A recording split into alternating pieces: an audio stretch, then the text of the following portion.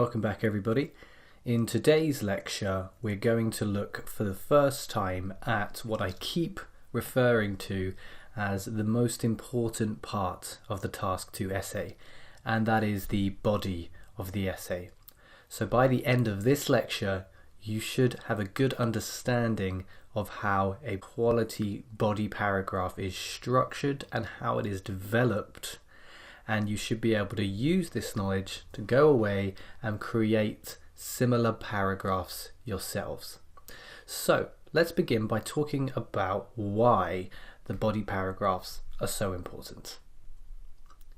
The body of the essay is where you demonstrate your ability to engage with a task appropriately, construct an argument or develop a discussion, use a range of vocabulary related to a specific topic, and use a range of grammar for specific purposes, and link ideas, explanations, and examples cohesively. So really, the body is the place where you are addressing every one of the band descriptors, all four, or in other words, 100% of your score. So we are looking at task response, constructing an argument, lexical resource, a range of vocabulary, grammatical range and accuracy, a range of grammar, and coherence and cohesion, linking ideas and explanations cohesively. Or in other words, we are looking at all of the band descriptor categories within the body. That's why it's so important, and that's why, whereas we only spend 5 minutes on the introduction and 5 minutes on the conclusion, we dedicate 10 minutes each to the body paragraphs, 20 minutes altogether. Now that we know why the body paragraphs are so important, we can look into how to construct very high quality paragraphs so that we can go much further to achieving band 7 or above in the exam. So now let's look at what a high quality body paragraph looks like.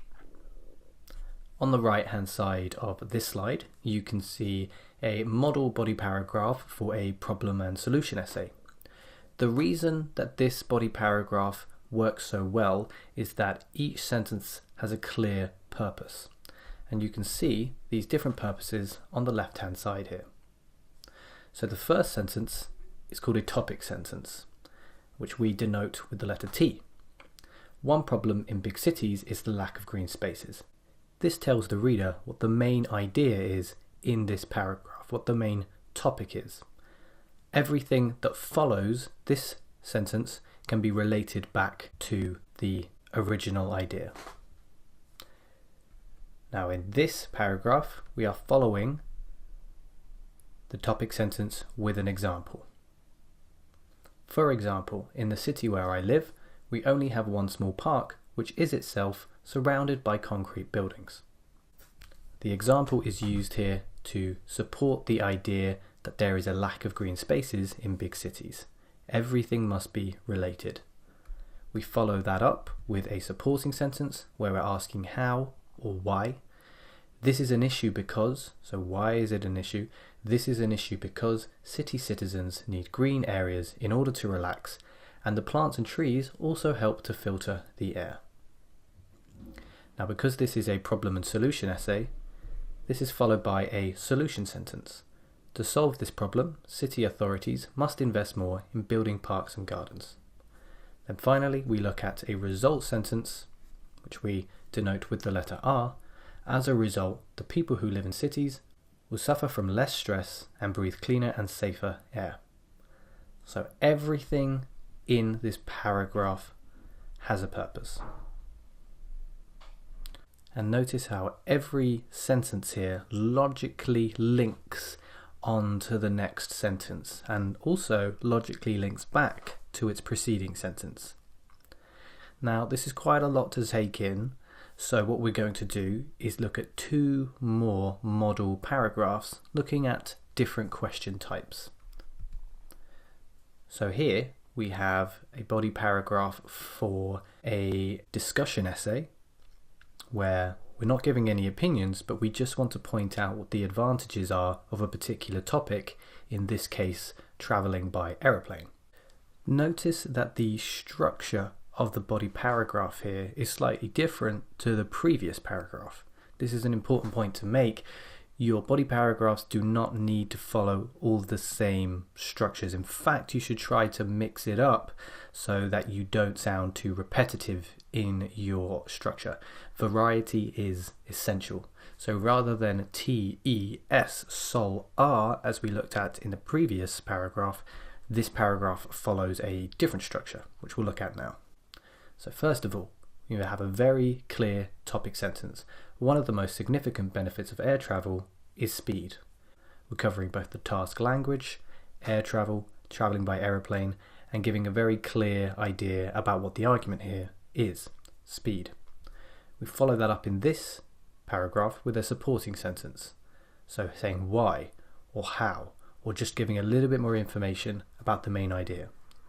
Most aircraft nowadays are able to travel faster than any other mode of transport, and they do not have to deal with the same obstacles as on land. How can we further support this idea? Well, we can use an example.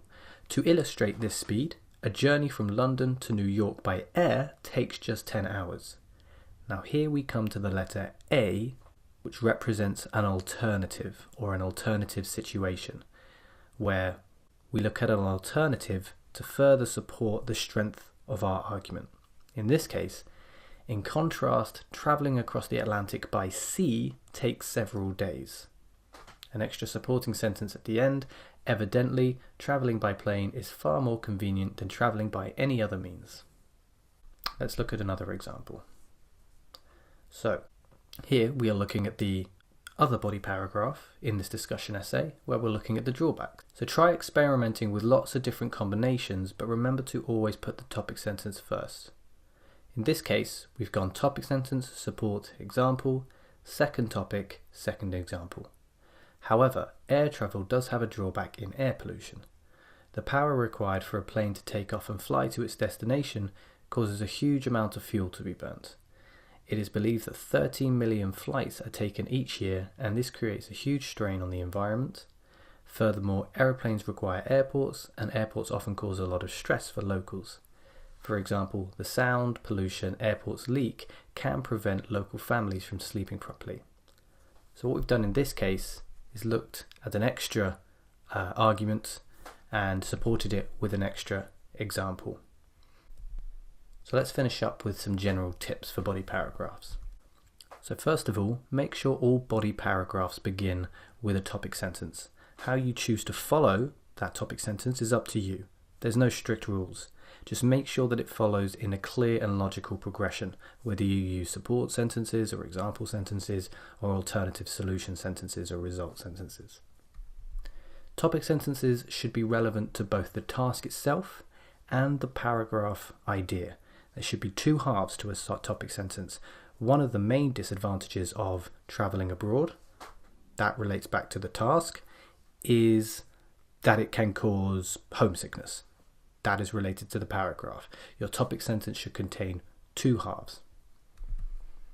Keep paragraphs 4 to 5 sentences long. Any more than 5 sentences can seem a little bit drawn out, can also waste your time, remembering that time is very important in the exam, or anything less than 4 sentences may seem underdeveloped unless your sentences are very complex and are filled with many clauses.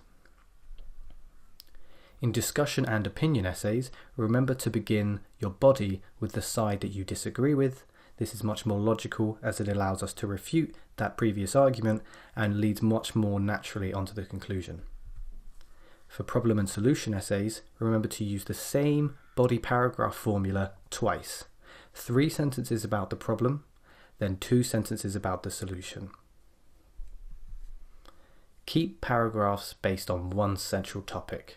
Try not to think about too many different ideas, as this can run the risk of diverging from the Band 7 requirement for one central topic per paragraph in coherence and cohesion. So now you know how to construct a high quality body paragraph. I want you to go away and try creating one of these yourself, looking at a new IELTS writing question, see how the formula works for you, see how the planning process now works for you, and see if it gives you a bit more confidence in your writing. And I will see you in the next lecture, where we're going to look at the end of the essay, which is the conclusion.